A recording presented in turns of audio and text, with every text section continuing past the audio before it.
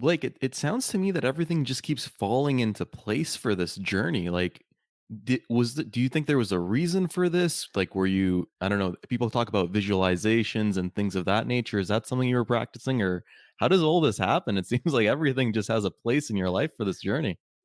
Yeah, I mean, I'm given the highlight reel, so we'll get into the lowlights, but I'd say the short answer to everything for me is keeping in touch with people What do you mean by that? in ways that they don't expect. So, I don't know if you've ever been like a supervisor to anybody, but I used to be a supervisor for a few years, and so naturally people would ask me for reference letters when they were applying for jobs or schools or things. And I find that to this day, I was people's supervisor now, like 12 years ago. I'll still get messages of like, "Oh, Blake, could you write me a reference letter?" But these are people I haven't heard from in like 11 years. So they just message when they need something. And most people, the only reason we message someone is because we need something. Like if you open your email later today, open it up, go through the list of whatever is there for Parham, and most things are people who need stuff from you.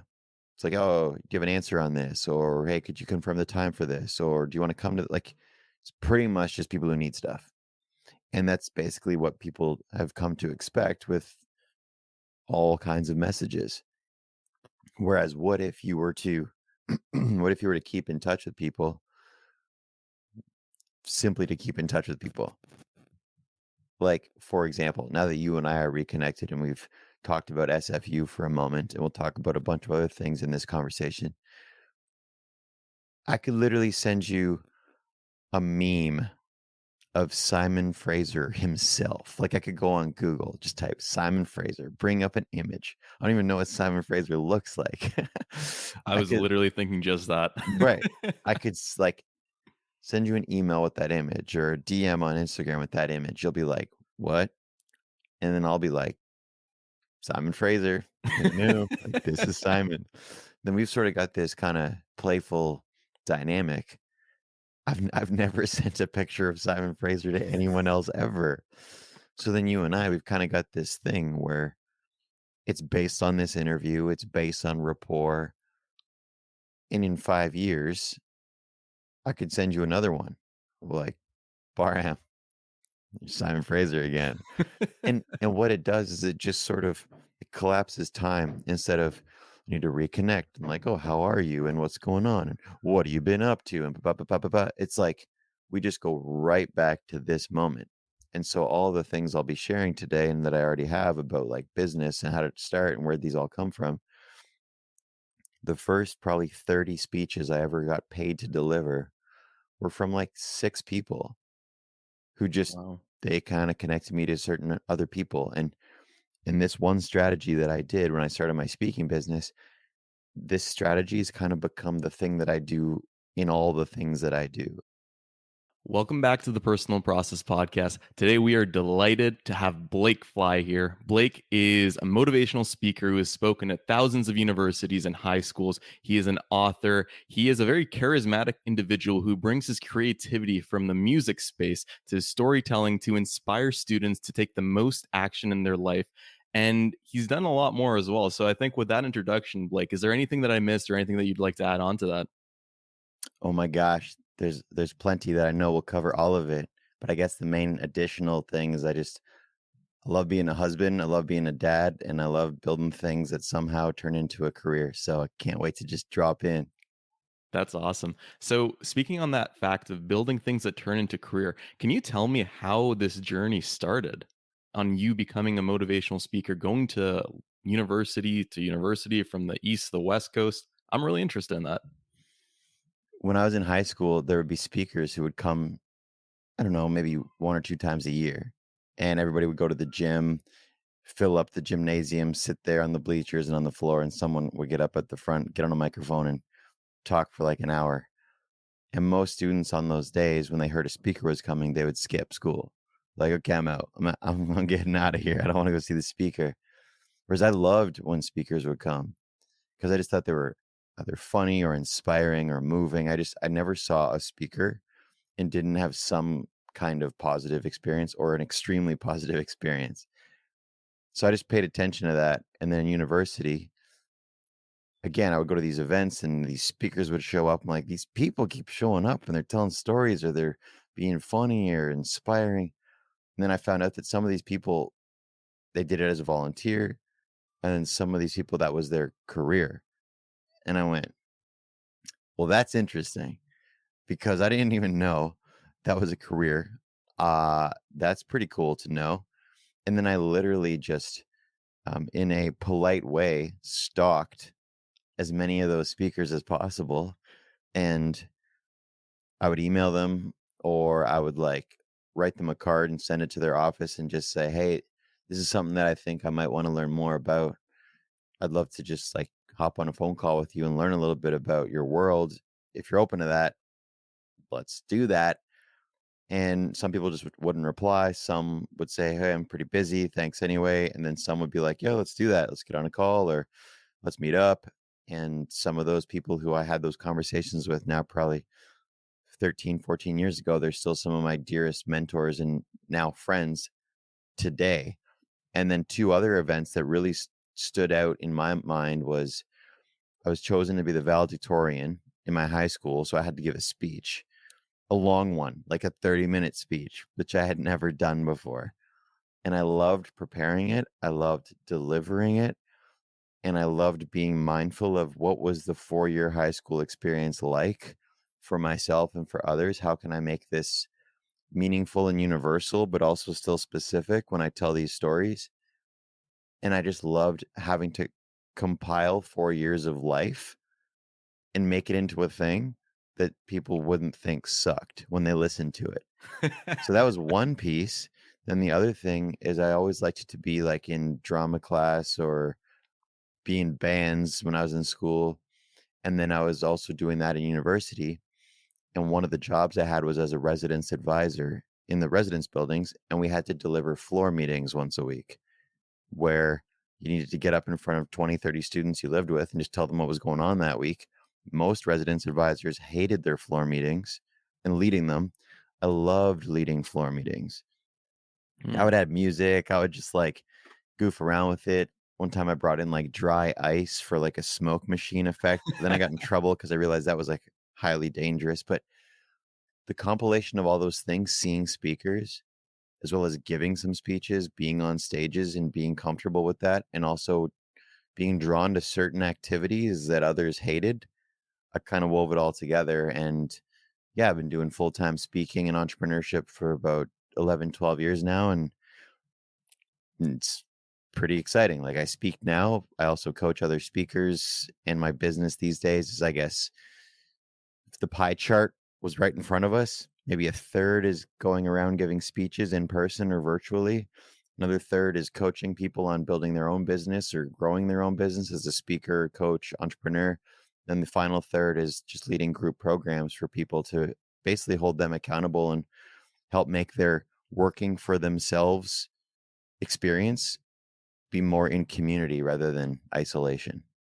That's beautiful, Blake. So it seems like your journey into this career kind of stemmed like all aspects of your life were saying, you're good at this, you need to do this, and you went through with it. So I just wanted to kind of rewind a little bit and go back to when you were reaching out to those mentors initially.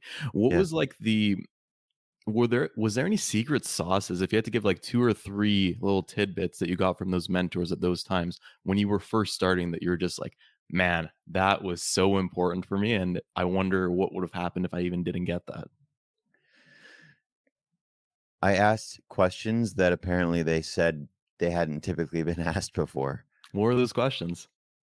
I would ask a lot of questions about it's funny, I guess I didn't give it words until this moment, but I would ask them questions about their personal process, if you will. Like most people would call them and be like, "Hey, how do I get gigs? How do I get speeches? How do I get paid as a speaker?" Just the common questions.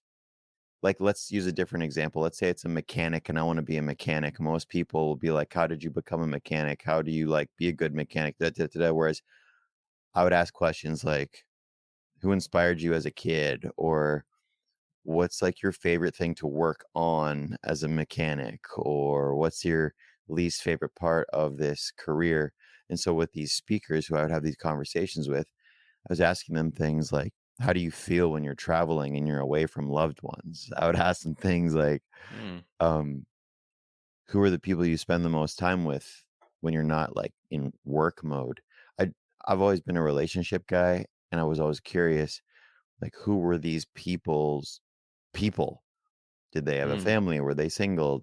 Were they married? Were they divorced? Did they have 7 children? Did they have no kids? Like, did they speak 100 days a year? Did they speak 364 days a year?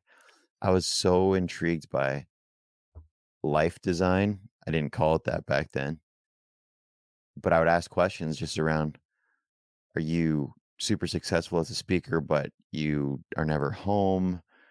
Are you always home, but you don't actually give any speeches? I was just so intrigued by that, and they were always just caught off guard in a positive way of like, "Huh, people don't usually ask me questions like, who are the people I love to spend the most time with, and how often do I spend time with them when I'm not on the road speaking?"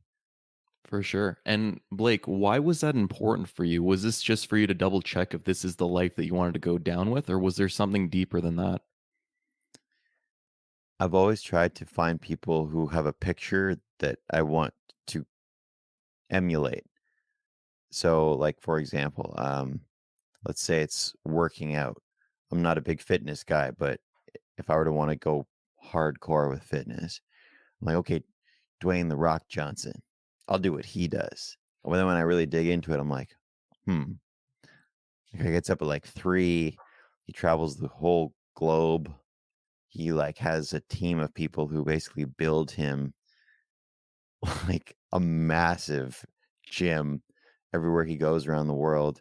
He has like a full-time person who's just like managing his meals all around the world. Like I have a buddy who worked with The Rock one time, and he's like, there was a guy who just followed him around with a cooler all day. So he had his like prepared meals portioned and ready and available. I'm like, okay, that if I like to get in shape, I don't want to do it in that way. So when I would be talking to these speakers back in the day, if I found out that these people, some of them were traveling like 6 days a week on airplanes, I'm like, well, I don't want to do that. Maybe at the time it would have worked because at the time I was like 23, 24. So if I was just traveling all the time, that's cool. But I knew someday I wanted to be married, have a family, and not just constantly be gone. Also, it was the idea of like, what was the way in which they were speaking? Were they speaking to students? Were they speaking to companies? Were they speaking to military groups? Because some people, they were speakers, but like they only did um, sales training for lawyers or something. Okay, that's cool. That's not the direction I was heading in. So I would literally just sort of build this council, if you will, where, for example, I have Victoria. She was my mentor for stage presence and performance, like the skill of speaking. I had Josh. He was my mentor for the business side and the strategy side of like actually growing a business as a speaker to schools back in the day. And then I would also have this guy, Brian, where Brian, he's just like this super driven, motivated, cool storyteller of a human. Where if I get on a call with him, I just, every time I hang up, I'm like lit up by just cool little stories he shares. So I'm constantly looking at like who are kind of my board of advisors and who are the people that I want to spend more time with, who are the people that were kind of like helpful once upon a time, but no longer really are relevant based on what I'm up to. And I literally have like a document on my laptop that says mentors and coaches I have worked with since 2007, which is when I started thinking about starting a business. And it's just like probably 100 people now, where year after year it just kind of shape shifts a little bit. Or sometimes people will come back into my world because I'm doing a thing again where it makes sense for them. Sometimes it's people where it's just phone calls. Other times it's people where I've invested hundreds of thousands of dollars to hire them as mentors and coaches. Like sometimes it's free, sometimes it's small fortunes, sometimes it's like a little bit of money to do some work with these people.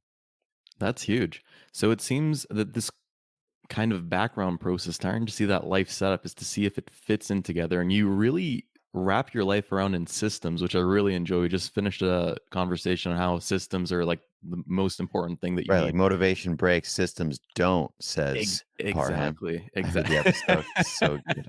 He even gave a little throw to Dwayne Johnson in that episode. Absolutely.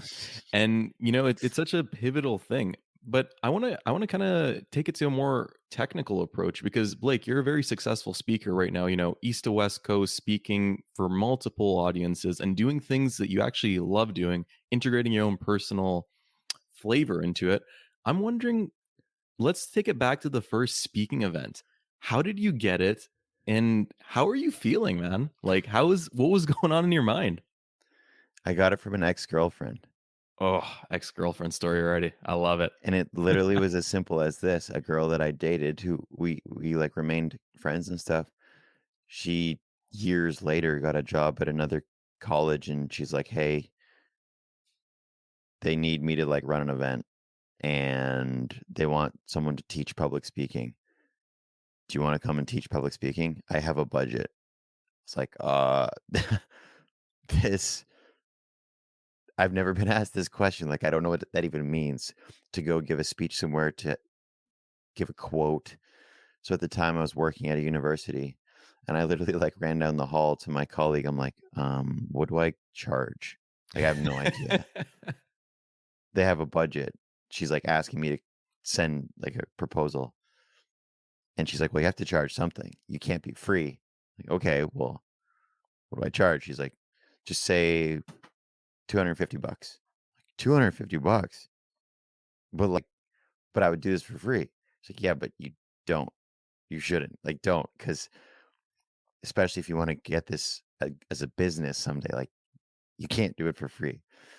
So, first gig was I taught a public speaking workshop at a college, and I was paid 250 bucks, and it was so funny because that weekend, I had, like, a charity ball thing that I went to with some friends in university, and I left that speech with a check for 250 bucks, went to the bank, deposited that check, then I went to a suit shop and I bought a tuxedo for like $230. And my dad was like, "Why would you buy a tuxedo? Like, just rent, just rent one. Like, people don't wear tuxedos that often." I'm like, "What?" I mean, I don't know. Renting it was going to be like $20 cheaper. So I thought, what the heck? I'll get a tux, and now I have a tux. There you And go. what's so interesting is that later on in my career, one of the programs that I built was a presentation for elementary school students with a buddy of mine. His name's Dave. And Dave was a trained opera singer back in university. I play acoustic guitar. And I always thought it would be funny if there was this thing called like acoustic opera, where like I play acoustic guitar and my opera buddy sings opera. And it's just like a shtick that would be fun. And so Dave approached me about 2 years into my speaking career. He's like, "Hey, I thought maybe I could learn from you because I want to maybe do some like paid speaking as well." And I said, "Honestly, man, I've only been doing this like 2 years. Why don't we build something together? I'll teach you everything I know. And like some kids will actually benefit from it too. Maybe we'll do it once. Maybe it'll go well and we'll do it more." Long story short, we built something called the acoustic opera, where I played guitar, Dave sang, we told stories. It was like super funny, fun. It was like for grade eights down to kindergartners. It was a huge production, and we ended up doing that presentation over 500 times over the next 4 or 5 years, and we both wore tuxedos as part of the shtick because it was like an opera, and so I wore that tuxedo hundreds of times, and I mean, we got like hundreds of thousands of dollars over the years by traveling around the country doing that show for kids, and it's just so funny because like, I never thought that tuxedo would get that much use, but it got serious use. That's incredible. So, Blake, it sounds to me that everything just keeps falling into place for this journey. Like, do you think there was a reason for this? Like, were you, I don't know, people talk about visualizations and things of that nature. Is that something you were practicing, or How does all this happen? It seems like everything just has a place in your life for this journey. Yeah, I mean, I'm given the highlight reel, so we'll get into the lowlights, but I'd say the short answer to everything for me is keeping in touch with people What do you mean by that? in ways that they don't expect. So, I don't know if you've ever been like a supervisor to anybody, but I used to be a supervisor for a few years, and so naturally people would ask me for reference letters when they were applying for jobs or schools or things. And I find that to this day, I was people's supervisor now, like 12 years ago. I'll still get messages of like, "Oh, Blake, could you write me a reference letter?" But these are people I haven't heard from in like 11 years. So they just message when they need something. And most people, the only reason we message someone is because we need something. Like if you open your email later today, open it up, go through the list of whatever is there for Parham, and most things are people who need stuff from you. It's like, "Oh, do you have an answer on this?" Or, "Hey, could you confirm the time for this?" Or, "Do you wanna come to" like, it's pretty much just people who need stuff. And that's basically what people have come to expect with all kinds of messages. Whereas what if you were to what if you were to keep in touch with people simply to keep in touch with people?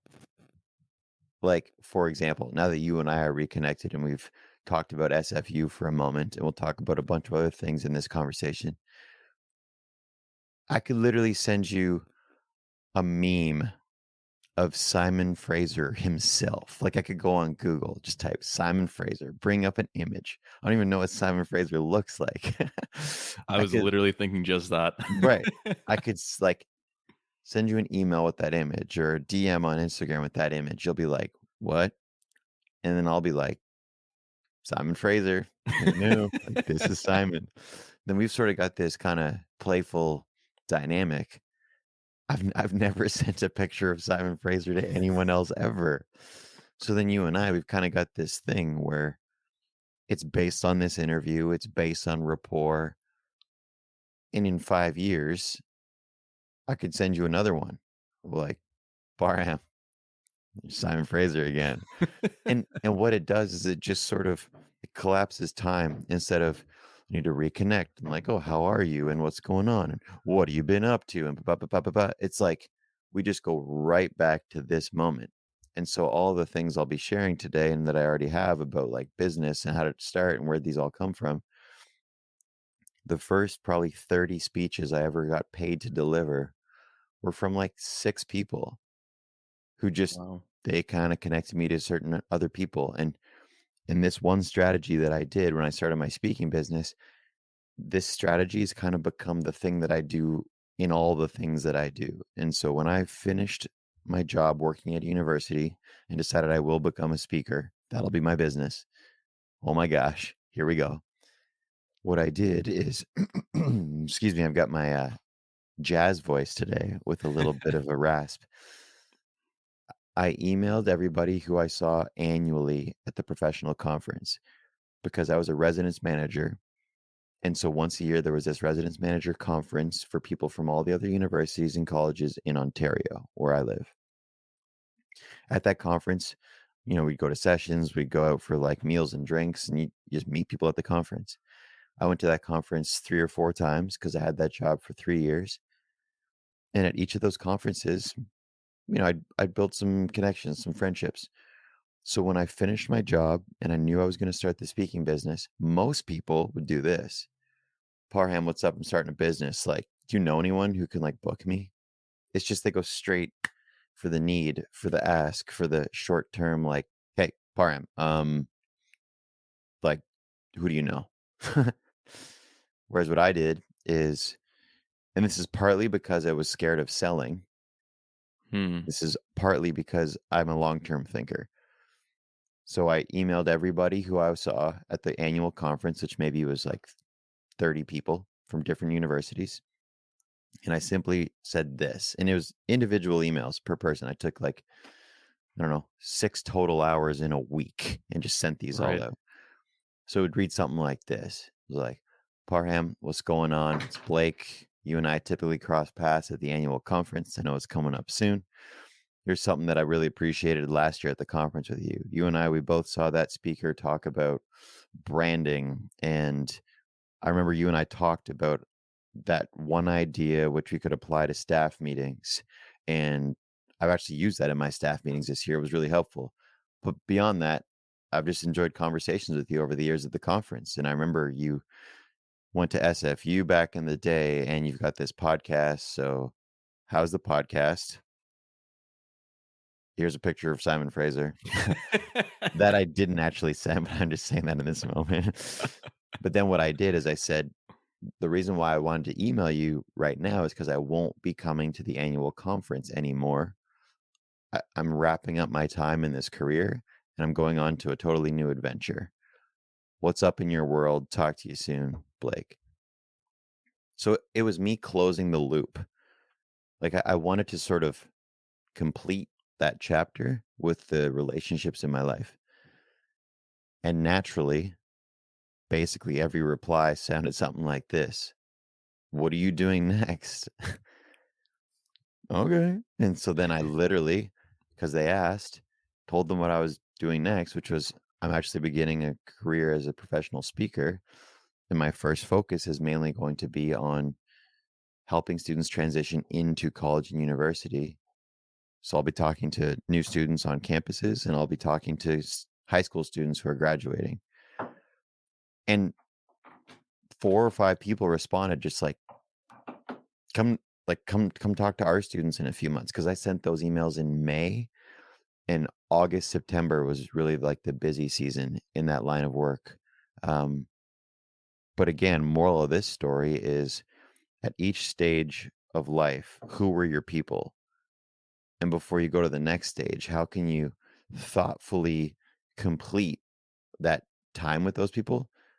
Not to end it, but like even think of you with high school. Like when high school ended, you've probably still got some connections and friends from then, but it ended. Like that time was done. It's never going to be the same again.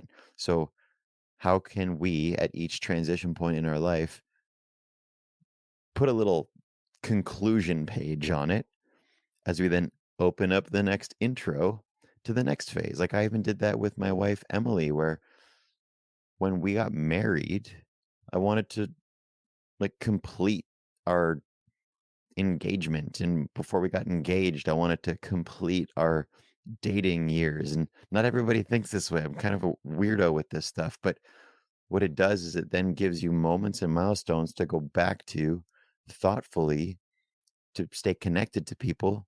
And when you stay connected to people, inherently, people want to know like what you're up to and what's going on in your world, and things happen from there. Now, yes, there's actual strategy and nuance if you do want to create opportunities, things like sales and marketing and all that, which is essential.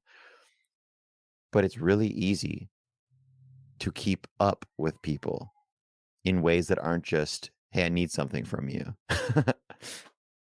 This was incredible, Blake. Like, this is something that I've never thought about before, and it kind of reminded me of one of the famous things you do at all of your speeches at the end, where you give one of your contacts a call in front of like 3,000 people, and Right. you just say something that you appreciate about them, and it's something that's actually something I picked up from you, and it's worked very good to keep me connected with friends and colleagues, and it's Mhm. something that people really don't get. But this thing that you're mentioning on closing the loop, like, the only thing that comes in my brain is that's absolutely fantastic, and I'm wondering, Blake, because the way that you're speaking right now, you're showing me that communication has been a very important part in your life, and Yeah. connections have as well. I'm wondering if there was an event that inspired this for you? I'll take a sip of tea like we're on a talk Yeah. show, which we are, as I think about my answer. That famous sip of tea, the I should have molecules going, I should have had the Personal Process Podcast logo right? ready. Should we Photoshop that in? Yeah, make that happen in post, as they say. Yep. There's there's a season of my life that's coming to mind right now, which was that time that I had to give a valedictorian address at high school grad. And what I never expected was as I was preparing that speech, there was one specific thing that I did because prepared the speech over the whole summer because grad was in the fall. And that summer, I was actually working night crew at a grocery store. So it was like four guys in a grocery store, 10 a.m. to 6 a.m., 5 nights a week. And so every night I'm like stocking shelves in basically an empty grocery store. And I didn't have a phone back then. And so I had cardboard slips in the apron I would wear. And on one piece of cardboard, I'd have a list of the food that I actually needed to like stock. Like, okay, so we need like Pepsi, we need ginger ale. And I was like the pop guy, the soda guy. So I got jacked those summers because I was carrying like 4 cases of 2 fours of pop cans. I was ripped. So on that cardboard was the food items. And then I had a second cardboard where I would write memories from high school as they would come to me. I'm like, oh yeah, that time the power went out during the exam. Yeah, yeah, right. That's it. That's a thing. And I was trying to find universal memories, not just like Blake memories, because that's not useful. But I would write Blake memories, but then try and make them universal or find universal memories. And so after this summer, I have all these pieces of cardboard with these memories. And if you were to go through any time in your life and think of memories or key moments, basically every time there are people in those moments with you. And so I think right now, like when I go through high school memories in my mind, I'm like, okay, I was all like always with my buddy Andrew. I was pretty much always with my buddy Devin. I was always with Angela. I was always with like Steven. And so then when I think of that, I'm like, oh, I'll just like shoot a text to Devin right now, or I'll like send a voice note to Andrew because we can do this stuff in seconds. And that time in my life, I was just going, whoa, I'm immersing myself in the last 4 years of my life, and no one else from my high school is. Like it was essentially my assignment. I had to give a speech, but I was required to do a deep dive into the history of high school. And that basically put this lens over my whole way of thinking going into university, where I was just deeply attentive to moments. So I would like take pictures, I would journal a bit. I was just really like, I remember specifically there was a day in April. It was probably like right around now. It was late April in my first year of university, which was months after I gave that graduation speech. And it was that first day where it's gorgeous out. Like you can think back to SFU, there's like crap weather for most of the year. Yep. And then around April, as exams are rolling in and stuff and people are stressed out, there's this day where like it's basically July and you need to decide, do I actually study or do I just like chase a frisbee like a dog for the next 4 hours? And that day, I remember because I had just bought a pair of aviator sunglasses because I thought they were really cool. Like, yeah, aviators. And I was walking to an exam and I like have these sunglasses on. I was wearing one of those like kind of puffy Back to the Future vests and it was too warm. So I like took the vest off. So it was the first day with like just a t-shirt, shorts, sunglasses, going to an exam. And every single springtime, like right around now when we're recording this, I'm reminded of like that moment. And then I go to, okay, well, who was I with? I was with Anthony. I was with Andrew. I was with Dave. Then I can connect with those guys. Like, I just remember being a valedictorian. It sort of was brain surgery on me of how can you go deep, deep, deep, deep, deep into memories and experiences and share them back with people when they don't even expect it. And I built a career on going deep, deep, deep, deep, deep with memories and moments and sharing them back with people.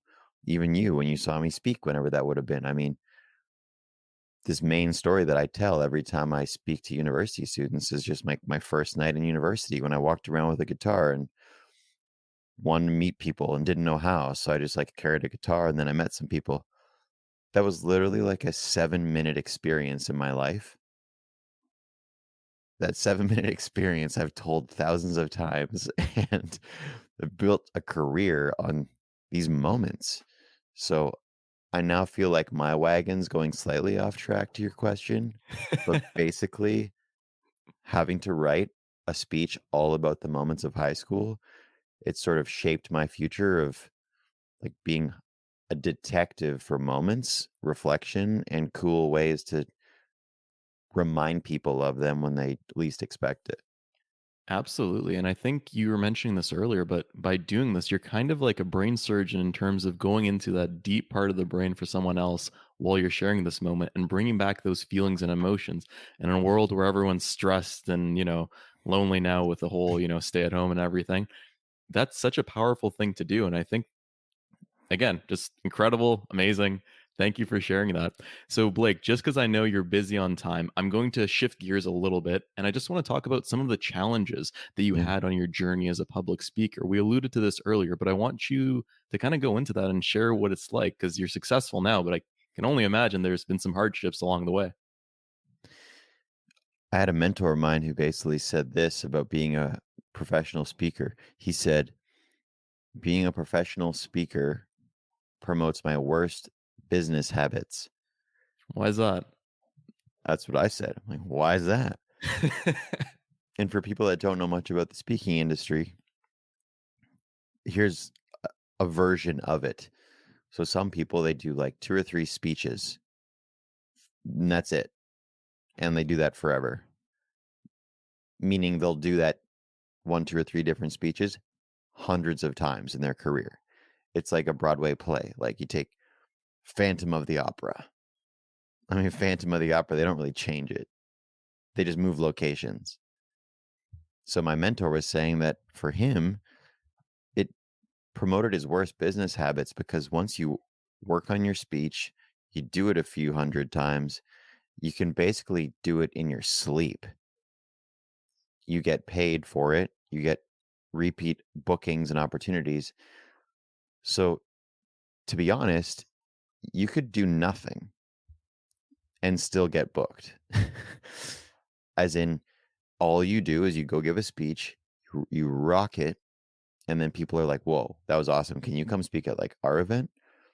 So I'm watering it down. I'm oversimplifying it, but truly, there's some businesses where like every day you need to call 50 people, or every day you need to like promote stuff, or there's just you have to do so many reps every day to build the business.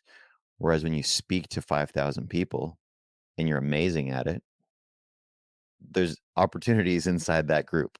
Like someone's going to come up to you and be like, "Hey, can you do that again at my place?" So, not my place, like my apartment, like Yeah, my event. yeah. Yeah, like a keynote for 4 people in a kitchen is different from 4,000 people in a SFU venue. For sure.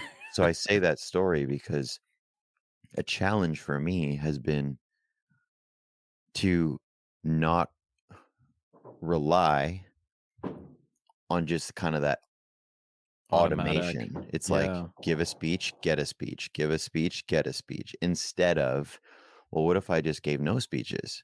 Then what happens? Hmm. What are all the other ways in which I need to make sure I continuously am growing the business? And even now, like I said, I mean, giving speeches is maybe a third or only a quarter of my business. Like I do a variety of things now that are probably more prominent than me as a speaker. And in those wings of the business, I can't rely on go talk to 5,000 people and then get more opportunities. Those wings of the business, it grows differently. I get clients in different ways. People learn about the work in a different sort of ecosystem. So a challenge for me continues to be how do I not be that person who like signs up for a marathon and just like trains the day before and then like whatever, I'll run 15 kilometers and hopefully not break a leg versus there's a marathon in 4 months. So I'm going to make sure that like I run at least 4 or 5 days a week and I keep upping the distance of my daily running so that when it's marathon time or half marathon time, bring it on. It's what I Yeah. do every day. For sure. And Blake, just to dive deeper a little bit in this question, was there any moments on this journey that you kind of second guessed if you could do it or if you were good enough or anything like that? I had a buddy interview me on his podcast like 8 years ago and he asked that question. He's like, "Okay, so you're a professional speaker, you do this full time. Most people don't know how or can't get it to full-time status. Did you ever have doubts that you could pull this off?" And I said, "No." Really? And he said, like, "Is that it?" I'm like, "Yeah, just I feel like I don't need to expand." No. And it's interesting, I for not for a second did I doubt it. Later in life, I started to doubt myself. 2 things I think mainly contributed to that. 1, pandemic. Mhm. That just kinda, like, threw me for a bit of a loop of, "Whoa, interesting times out there," and becoming a parent. When my responsibility went up, I just went, "Whoa, this is" like, I had a invincibility sort of feeling for a lot of years. Not cocky, but just like, "Whatever comes at me, I'll You can figure it out." handle it. Yep. But that was me thinking for one. I was like a just I was dating my girlfriend, we weren't yet married, we didn't have kids yet.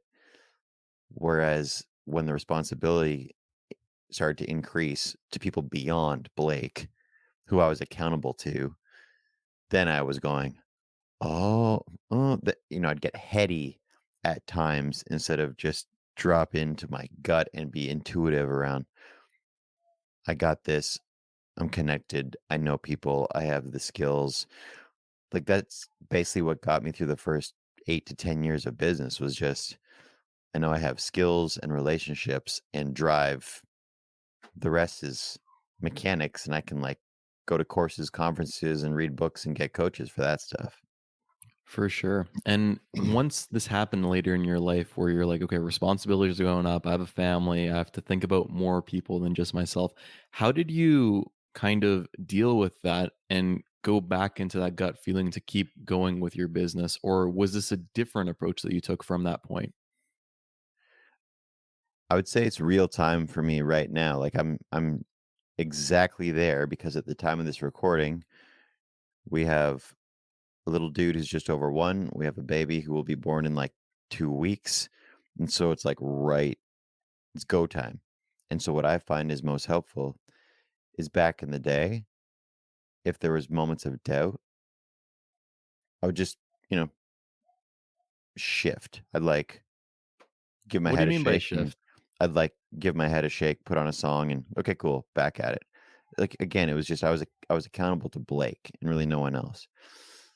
But at this stage, because there's just more moving parts and more key relationships and, we have kids who have needs and the business has needs, it requires a much more intentional shift. It's not just like, "Okay, shake it off, jump up and down for a couple minutes." It means I I might need to, like, go for a run, or I need to actually, like, meditate, or I need to, uh, take 4 hours and connect to a great friend and, like, have an awesome conversation or go do a cool activity like snowboard or something. It's like I need to step out and go completely shift my state and then return at my best instead of just, like, staying in the same place, be like, "Okay, now I'm good." Yeah. For sure. That's powerful. Um, Blake, just cognizant on time, I think we're going to ask this one question before we're on our closing remarks. So, Mhm. prior to us starting our podcast for the listeners, we asked Blake, what is the one question you wanted to talk about before that you've never really had an opportunity to? And Blake wanted to talk about death and our relationship with death, because I don't want to take up too much of the space here, but I think Blake wants to take it into a positive direction. So I'll give you the reins here and please go ahead. Well, now that we've already talked about a bunch of things, this will make a lot more sense, but when Param was asking me about the question, like, I think the conversation around death is usually dark and depressing, whereas I feel like it's a really, really, really powerful reminder and like grounding exercise around everything we're talking about today, a personal process. So when someone passes away, it's this ultimate prioritizer. It's like it prioritizes. us going to be with family members or friends who are linked to that person who passed away. It prioritizes even our own key relationships. Like, oh my gosh, it makes us go like, how am I doing with my key people and who do I need to maybe reconnect with? It prioritizes our own health. It prioritizes things that maybe didn't get said yet and we want to say or realize we never got to say. And so I'm inspired by that topic because I feel like, unfortunately, most people just wait for death, weddings, or graduations to say things and send things and do things for or with the key people in their life. Whereas I'm all about how can we just hack that so that when we do inherently lose people, we don't have this pile of regret or unfinished dialogue that we would have loved to have with them. It's upsetting, it's heartbreaking, it's depressing, it's brutal, whatever those feelings may be for you. But we actually feel like, we did our work. It's like picture your absolute best friend. If God forbid they were to just unexpectedly pass away, although it would be heart wrenching, was there something you wished you did with them but didn't, said to them but didn't? So, because death inherently makes us ask those questions and puts all those things into priority and perspective, what are ways that we can prioritize and create perspective just because it's a Wednesday instead of need these turning points or tragic points to make a point of delivering the things to the people who mean the most to us? And that isn't just like a warm, fuzzy, inspiring thought. As I've said here today a few times, that's kind of the only way that I know how, and it's the only way I've coached people how to actually build businesses, is how can you just be in touch, be top of mind, be thoughtful, be aware, be a noticer of who people are, what they're up to, where they're at. And then occasionally you engage and it can open up conversations around maybe ways that you would want to work together or opportunities that you're looking to create, and maybe those people can help you create those opportunities. So death isn't just this dark finale, it's a major reminder of, well, how could we actually emulate and replicate those priorities long before it takes someone leaving forever to make us go, that's the process I need to actually prioritize. Absolutely. And when we remember about death and just even events in general and realize that they're just days or things that happened, it shouldn't be the reason why you reach out to someone. It shouldn't be the reason why you hold back a conversation or a point in your life and you go forward with that. I think the world would just be a more connected and beautiful place. And that's such an important message, Blake. Blake, just focus again on time. So we're going to go into our closing remarks. Our show Yeah. asks our guests, what's the one message you have for our audience? It can be on something that we talked about, something that we didn't get into. And then after, it gives you a platform to give a shout out for yourself, any social media links, and we'll put both of those in the description below. I would say a main message to summarize all of this is this idea of say thank you instead of goodbye. Like, I really don't think there's ever a need to say goodbye because goodbye is like, there's nothing really to it. Okay, ending.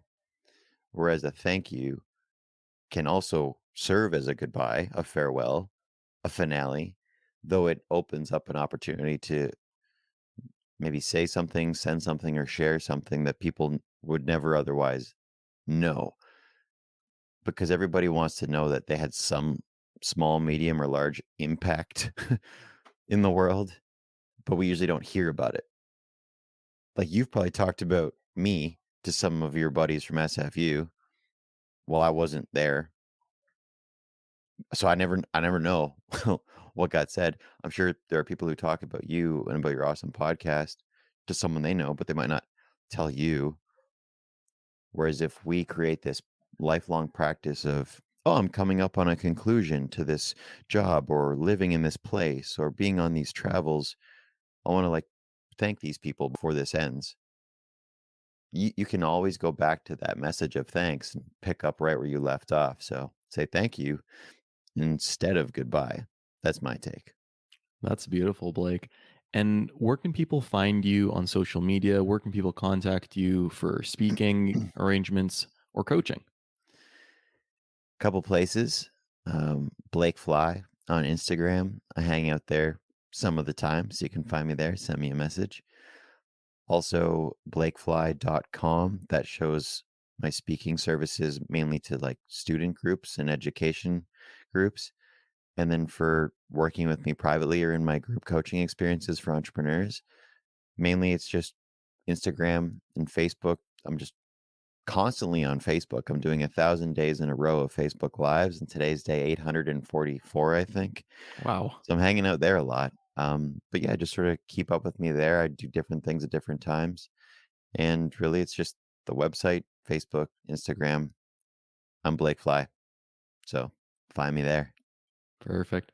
Thank you so much for coming on, Blake. This episode was fantastic for me. We got to hear about how your authentic values led you to ask the questions you needed from the people that you wanted to emulate. We learned about the power of networking authentically and keeping our connections and how that can actually lead into an objective gain in our career aspirations. And we talked a lot about just life. We got to know why appreciating others is so important, the amount of difference it can make in our relationships, not only with others, but even ourselves too. So thank you so much, Blake. I really appreciated your time here in our chat today. You're so welcome, Parham, and it's really fun to reconnect in this way. So I appreciate the invitation immensely. Absolutely. And we'll be sure to share those Simon Fraser memes on Instagram with you. Yeah. And to the listeners and viewers of the Personal Process Podcast, thank you for joining us again on another episode, and we'll catch you on the next one. Cheers. Hey everyone, Parham back after another amazing episode with another amazing guest. We hope we added value into your life so you could take the tips from this episode and fuel your process forward. If you enjoyed our episode today and think other friends or family members may also appreciate the lessons that our podcast brings, be sure to share us with them. Subscribe and rate our show so we know how we did. And always remember, trust the process.